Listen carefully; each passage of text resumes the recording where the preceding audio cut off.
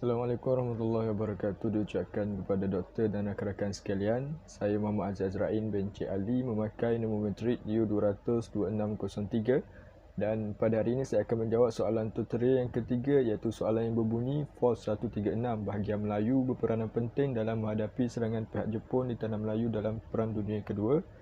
Hujahkan. Bagi bahagian struktur perbentangan, di bahagian pertama saya akan menceritakan tentang pengenalan sedikit latar belakang tentang FOS 136 dan kita akan teruskan kepada bahagian isi-isi penting peranan FOS 136 seperti peranan untuk menyebarkan propaganda, untuk membuat hubungan baik dengan pasukan anti Jepun, melakukan sabotaj, mendapatkan maklumat dan membuat persiapan untuk membantu British melakukan serangan secara besar-besaran, dan kita akan teruskan kepada bahagian penutup dan juga rujukan. Bagi bahagian pengenalan, FOS 136 merupakan satu gerakan yang dibuatkan oleh pihak British untuk menghapuskan pendudukan Jepun dan merampas kembali penguasaan ke atas Tanah Melayu. Dan gelaran bagi FOS 136 ini merupakan satu kod rahsia yang diberikan kepada satu pasukan khas di bawah tanah yang ditubuhkan pada Perang Dunia Kedua yang berpusat di Sri Lanka dan India. Dan pasukan ini berada di bawah satu organisasi yang lebih besar iaitu Special Operation Executive ataupun SOE yang diketuai oleh Sir Frank Nelson.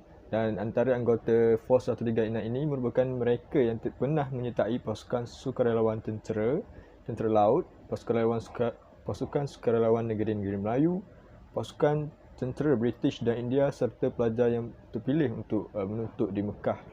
Dan bagi aktiviti FOS 136 ini pula dibahagikan kepada 3 kumpulan iaitu A, B dan C.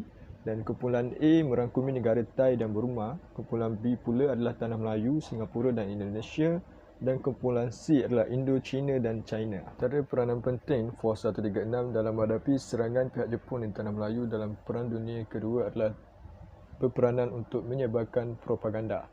Tugas menyebarkan propaganda ini dapat dilihat kepada tugas Tengku Mahmud Muhyiddin, iaitu anak Raja Pertanian terakhir iaitu Sultan Abdul Kadir. Tengku Mahmud Muhyiddin ini pernah menetap di Kelantan dan beliau pernah menjadi nazir sekolah serta menganggotai Kelantan Volunteer Force. Dan apabila Jepun menyerang Tanah Melayu, beliau telah berundur ke Singapura dan berjaya melepaskan diri ke India. Dan di India pula, beliau telah bertugas di All India Radio bahagian Melayu yang dipancarkan ke Tanah Melayu. Dan siaran radio ini digelar sebagai Harimau Melaya dan beliau menggunakan nama gelaran sebagai Raja Mopeng. Dan siaran ini adalah satu propaganda yang dilakukan oleh pihak British sebagai usaha untuk mengembalikan kepercayaan penduduk tempatan kepada British. Dan propaganda yang paling terkenal yang dilakukan oleh beliau adalah tentang penderitaan hidup masyarakat Melayu yang terpaksa kadang-kala memakan tikus kerana tiada makanan dan membuat pakaian daripada kain guni. Hal ini telah menunjukkan betapa susahnya kehidupan di bawah pemerintahan Jepun sekaligus menaikkan kembali semangat untuk menentang penjajah Jepun. Selain itu, pasukan FOS 136 juga turut membuat hubungan baik dengan pasukan anti Jepun iaitu MPAJA. Gerakan bawah tanah atau Left Behind Party telah wujud di Tanah Melayu pada era Perang Dunia Kedua dan ia telah disiapkan sebelum Jepun menyerang lagi. Dan pasukan ini dianggotai oleh PKM ataupun Parti Komunis Melaya yang telah menerima latihan daripada 101 Special Training School yang dikendalikan oleh Special Chairman dan GM Gavin dengan matlamat untuk menyatu padukan kaum di Tanah Melayu dan mewujudkan pasukan untuk menentang Jepun. Dan mereka telah berjaya melatih 165 orang yang kemudiannya dipecahkan kepada beberapa kumpulan seperti di Selangor, Johor dan Negeri Sembilan, yang seterusnya dikenali sebagai Malayan People's Anti-Japanese Army ataupun MPAJA. Dan memandangkan MPAJA ini merupakan pasukan yang terdiri daripada orang Cina sahaja, jadi Tengku Mahmud Muhyiddin ini merasakan orang Melayu juga turut perlu terlibat dalam gerakan menentang Jepun, dan hal ini menyebabkan pasukan FOS 136 yang terdiri daripada orang-orang Melayu turut membuat hubungan dengan MPAJA untuk menentang Jepun kerana mereka bimbang jika tiada penyertaan daripada orang-orang Melayu. MPAJA yang dikuasai oleh PKM ini akan menuntut hak yang lebih daripada Tanah Melayu setelah perang dengan Jepun tamat nanti. Bahan pula, pasukan FOS 136 juga berperanan untuk melakukan sabotaj ke atas pihak Jepun. Hal ini dikatakan demikian kerana kira-kira dalam bulan Mac dan April pada tahun 1945, pegawai-pegawai FOS 136 telah mula giat melatih pejuang muda yang datang daripada kampung sekitar Hulu Perak. Mereka akan diberi latihan untuk berkawat, menembak, cara menggunakan senjata, melakukan serangan hendap, membaca peta dan mengendalikan perahu kayak serta sabotaj.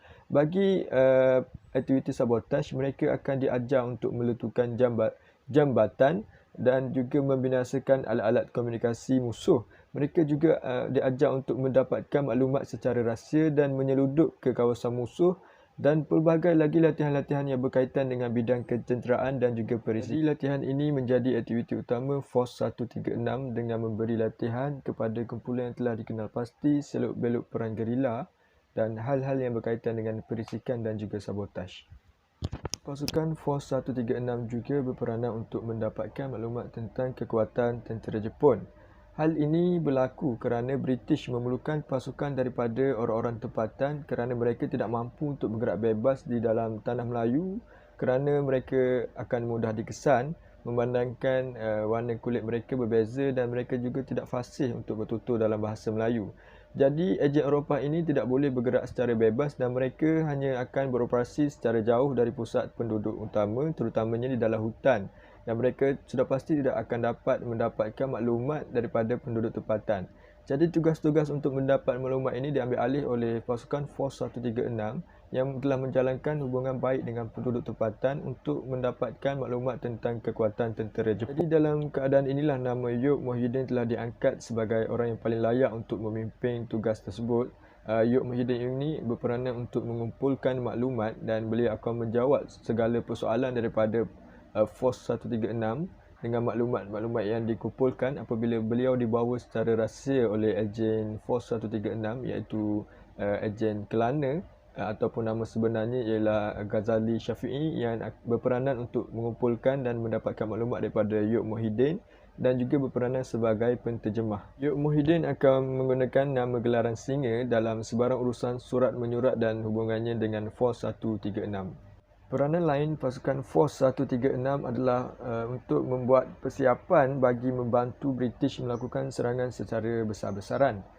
Okey, jadi kerjasama antara Yok Muhyiddin dan Force 136 ini telah melahirkan satu pasukan gerila Melayu Wataniah yang bertanggungjawab untuk menjalankan aktiviti anti-Jepun dan mengimbangi kekuatan MPAJA.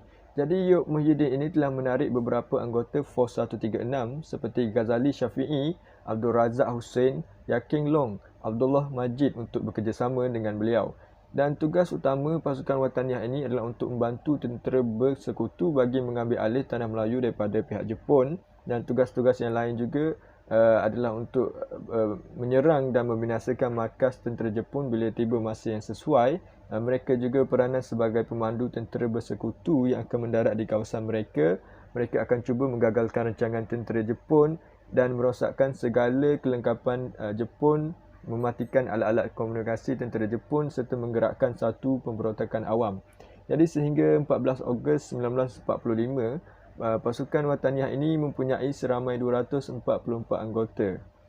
Kesimpulannya, Force 136 merupakan sebuah pertubuhan yang akan menjalankan aktiviti rahsia di Tanah Melayu dalam merampas kembali penguasaan pihak Jepun ke atas tanah air.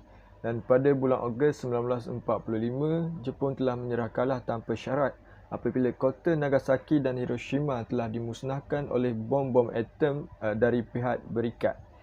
Jadi hal ini telah mendorong berlakunya penyerahan kuasa oleh tentera Jepun kepada pihak British bagi menandakan tamatnya pendudukan Jepun di Tanah Melayu. Dan upacara menandatangani surat-surat penyerahan kuasa tanpa syarat ini telah diadakan di Sekolah Victoria di Kuala Lumpur, dan hal ini telah menyebabkan Jepun berundur daripada Tanah Melayu.